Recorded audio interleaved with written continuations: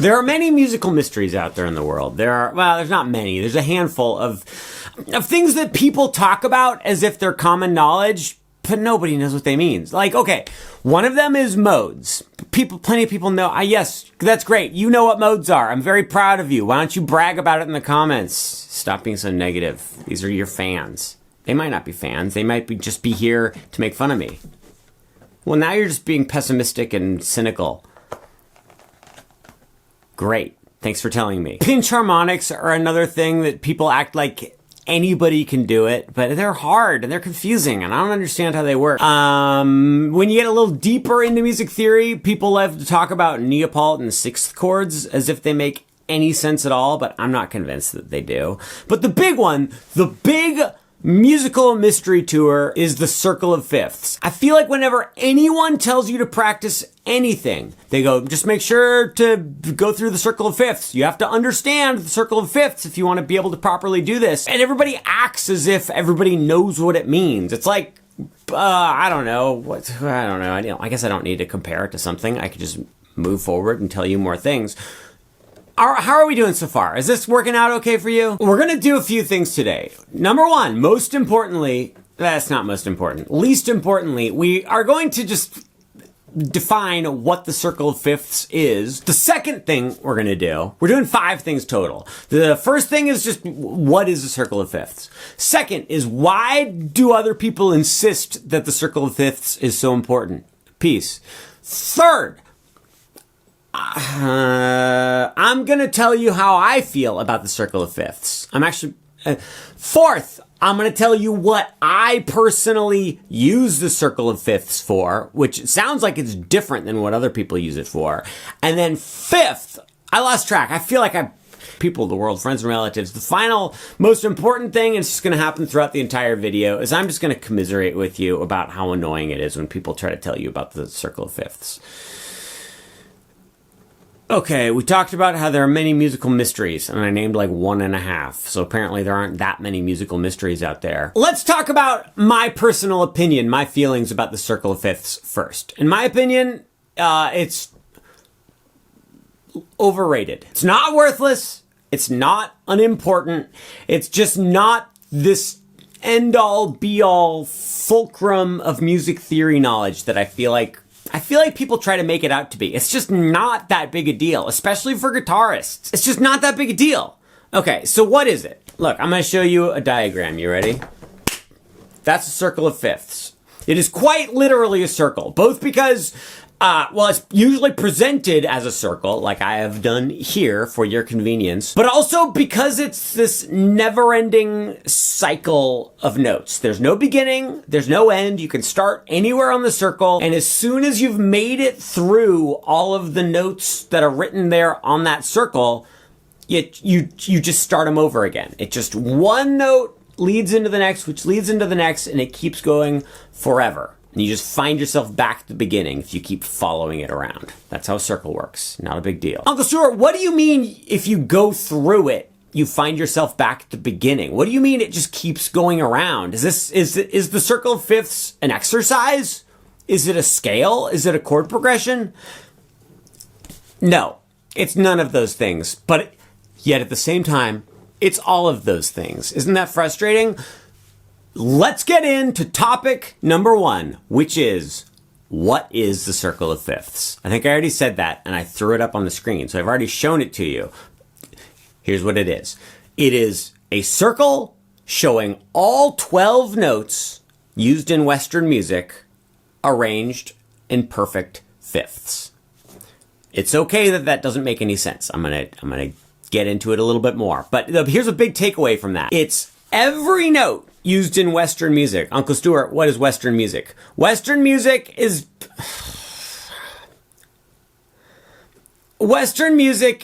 what almost everybody thinks of as music. That's a really bad way of putting it. Okay. All of the songs that we've ever learned on this channel, all of the theory we have ever learned on this channel is Western music based. But that doesn't mean this is the only interpretation of music. Like, guitar is like a Western music instrument.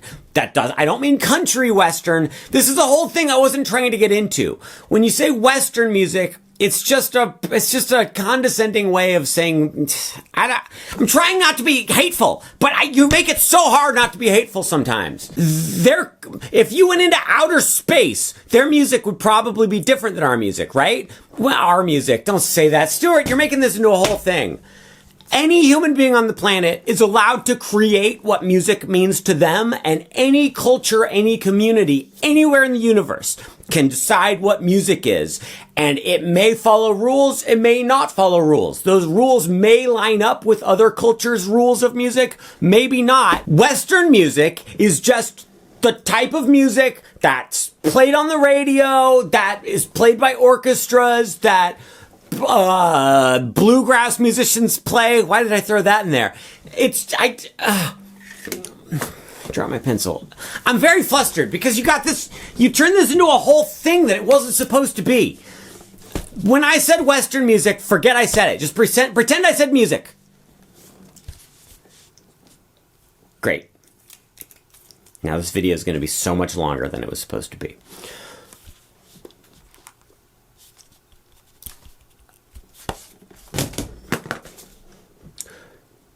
It's a circle with every single note on it. If you go clockwise around the scale, then every note goes up a fifth to the next note, up a fifth to the next note. So if you look at the diagram, you've got a C note, and then the next one is a G note. That's up a fifth. That begs the question, Uncle Stuart, what is a fifth? I'm going to tell you right now. You ready? You ready for me to make things so much worse? A fifth is 7 half steps, 7 frets. So here's a C right here. If we go 1, 2, 3, 4, 5, 6, 7, that's a G right there.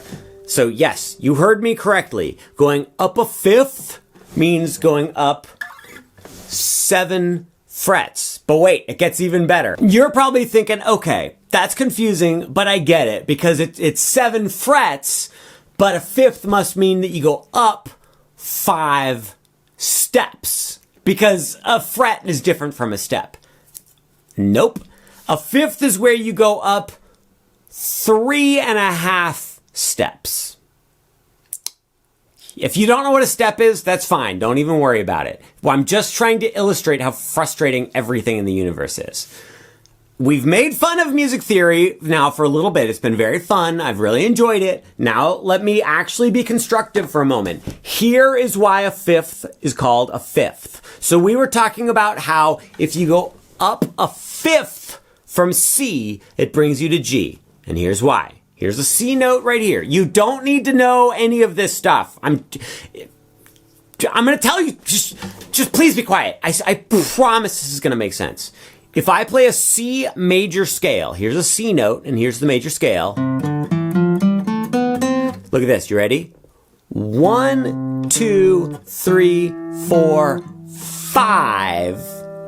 That note is a G. So if like C is the first note of the scale, D is the second note, E is the third, F is the fourth, G is the fifth note of the scale. So the reason why a fifth is called a fifth, because it's 5 notes up from the bottom of the scale. That makes sense, right? It is unfortunate how it works out with 7 frets and 3.5 whole steps, but that's just the way that Western music theory works. People of the world, friends and relatives, if you start on a G note and you play the G major scale, 1, 2, 3, 4, 5, the fifth note of that scale is a D note. So that means going up from a G, a fifth, brings you to D. Now I'm going to tell you something. There's nothing inherently special about a fifth. Well, there are a couple special things about a fifth. For one, a fifth, we don't need to get into that. The fifth interval, the distance between this note and this note, or this note and this note, is significant. But it's not critical. I'm so frustrated because I want to present this in such a clear way, but I also like, I don't know. I just feel like I want to show off all my knowledge at the same time. Okay, we're doing great. If you go up a fifth, and you keep going, it just happens to work out that you end up back where you started. Does that make sense? That's how the cookie crumbles. People of the world, friends and relatives. Let me tell you something else about a fifth, and then I promise we're going to get back to the circle of fifths. You can count 7 frets. You can go up 5 notes in the scale. You can figure out what 3.5 steps are. These are all ways that you can find a fifth up from the note you started on. But I'm going to tell you right now, on guitar, there is a really fun, easy, breezy summer girl, beautiful lemon squeezy way to figure out what a fifth is. Pick any note on the guitar. Well, that's not entirely true. Pick any note on the top 3 strings of the guitar. Any fret. You don't need to know what it's called. Any note. I'm going to pick this one right here. I'm going to pick the 6th fret on the 2nd string from the top. If you have your note picked, great. Now go down a string. Just jump down to the string right below it and then move over 1, 2 frets. That right there is the 5th of the first note you played. So I played this note. So that means the 5th from that note is this. Now get a load of this. This note is called E flat. It goes E flat, and then this one is B flat. If you look at the circle of fifths, right there you have E flat, the next one is B flat. It's like a power chord. Do you know what the other name is for a power chord? It's a 5th chord. Sometimes this will be called an E flat power chord. Other times it'll be called an E flat 5 chord. This is good. See, we are learning things. We're progressing as human beings. My name is Stuart Alexander Lehman-brown. It's a joy and a privilege, a pleasure and a blast. Now that we're done talking about fifths for way too long, here's what's special about fifths. Well, it's okay. It's not what's... Look, I'm going to tell you something. Look at the top of this circle right here. It has a C, right?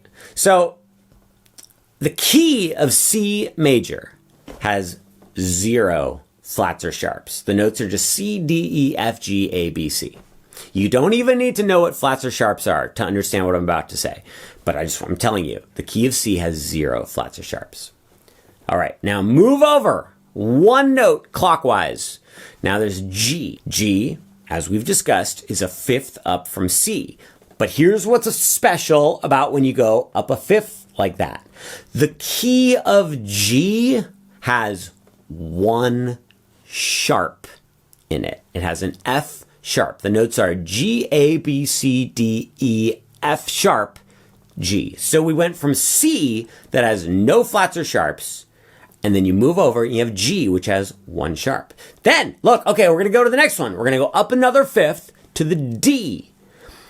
Guess how many sharps there are in the key of D.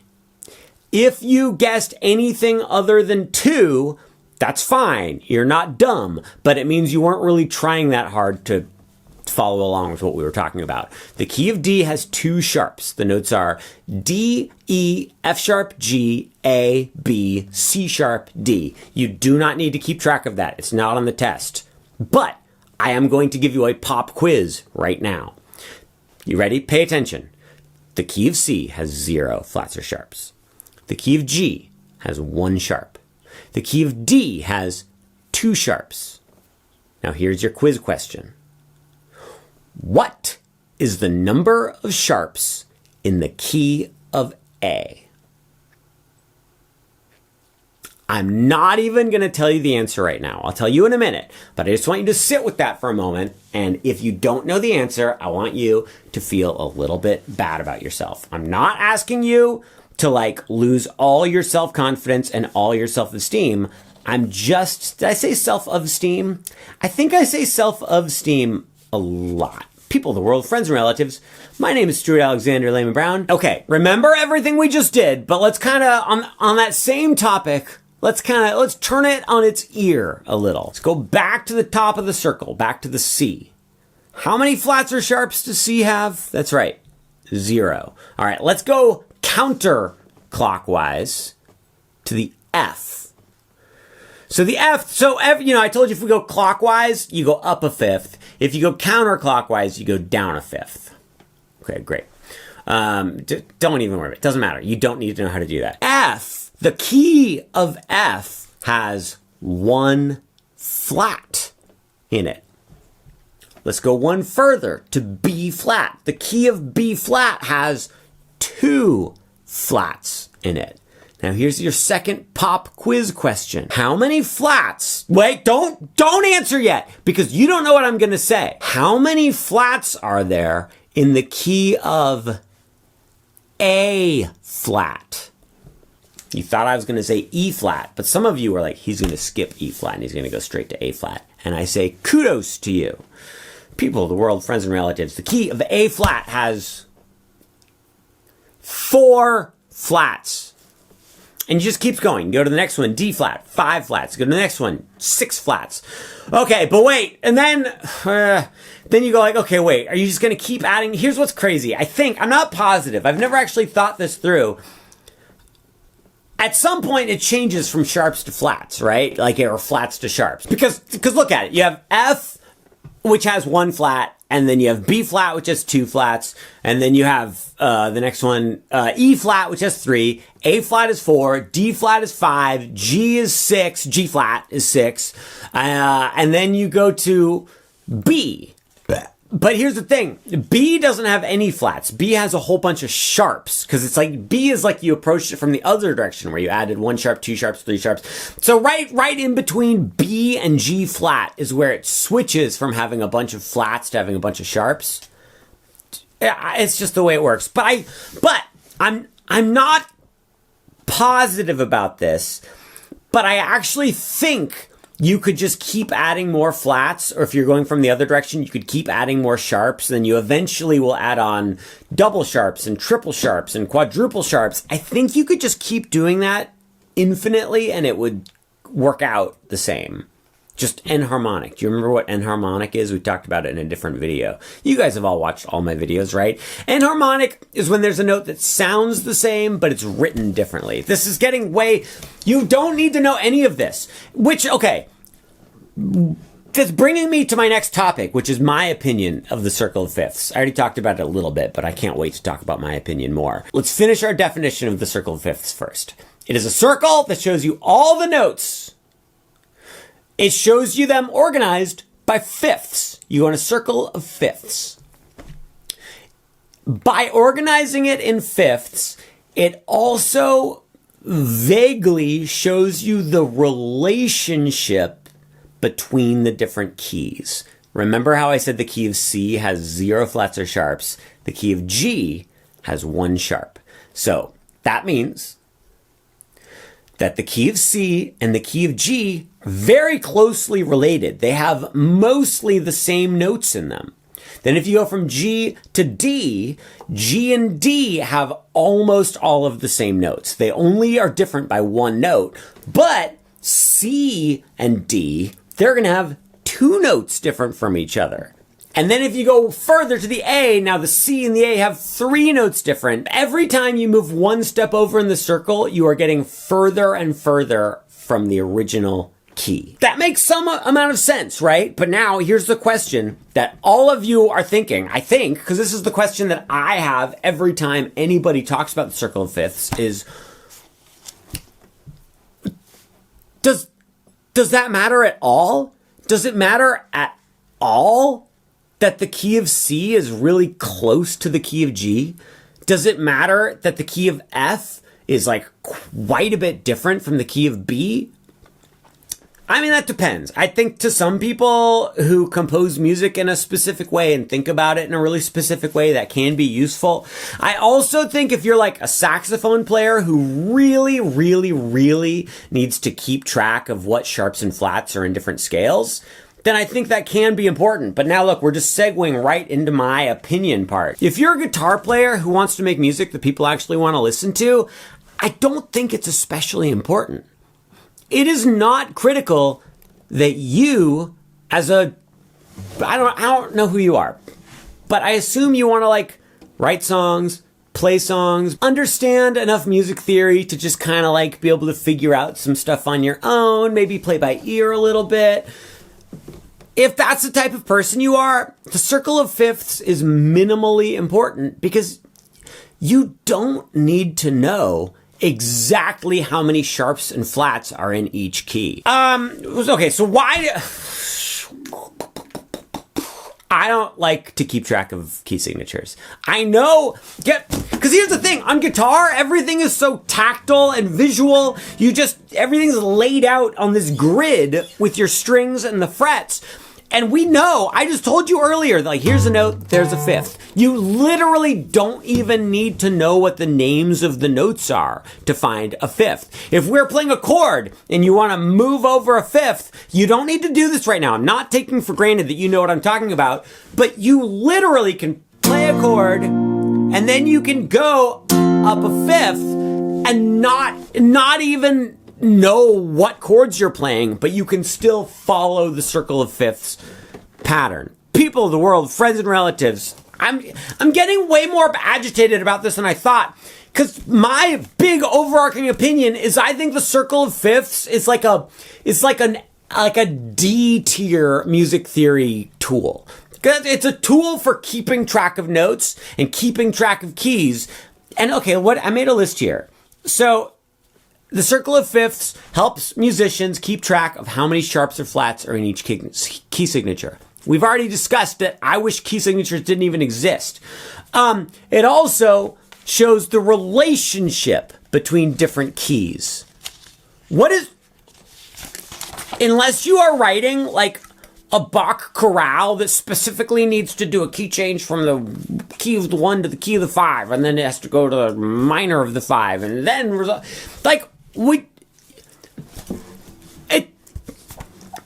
I don't care about that. Are you ready to hear about my reasons why I think the circle of fifths is valuable? There's really only one reason. The reason that I think the circle of fifths is a useful tool for guitarists is, even if you don't care about key signatures, even if you don't care about the relationships between different keys, the circle gives you a structured way to practice something in all 12 keys. There are 12 major keys in Western music, and the circle of fifths takes you on a nice little tour of all 12 keys. So if you're trying to learn a scale, the C major scale, you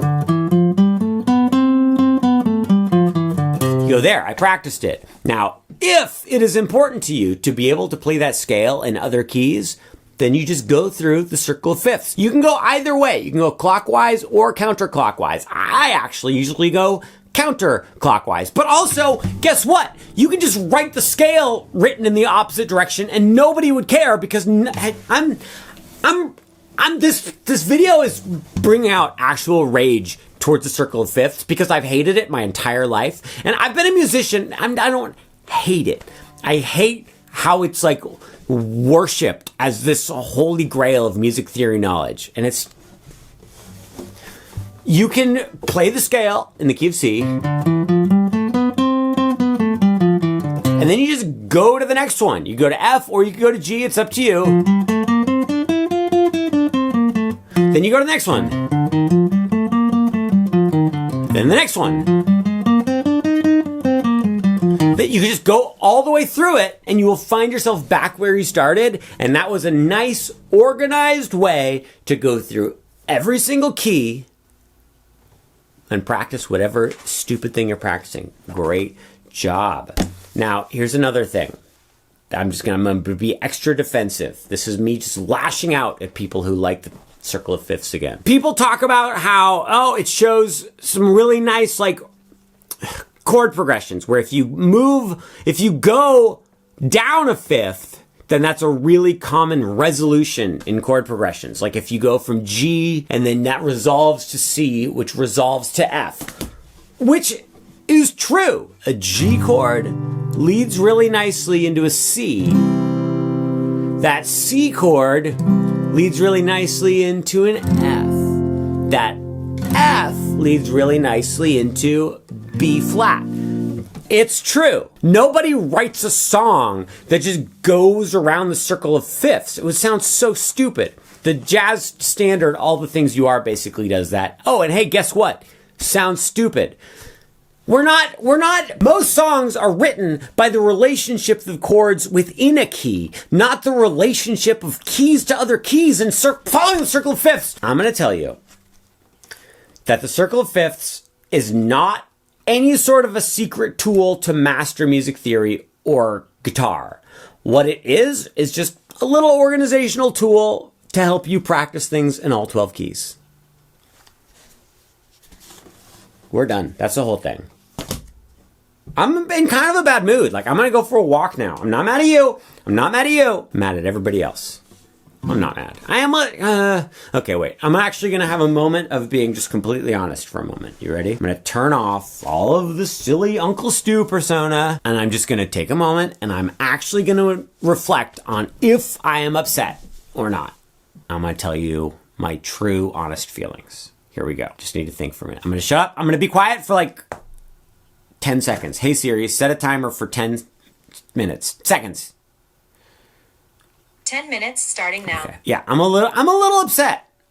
I'm a little upset because I feel like there are some types of musicians in the grand tradition of music composition that the circle of fifths, but no, because for any of them, the circle, no, I am upset. I am upset because I feel like people try to jam the circle of fifths down your throat, and if you're a guitarist, it's just not that important. I've been a musician, a professional musician for so long, and I'm pretty good. It's just not important. That's not that. I'm still like pulling my punches. I'm hedging my bets because I don't want like someone who's like knows what they're talking about more than I do to like lash out at me. So I'm trying to have my cake and eat it too. And the ironic thing is I don't even like cake all that much. I'd much rather have nachos.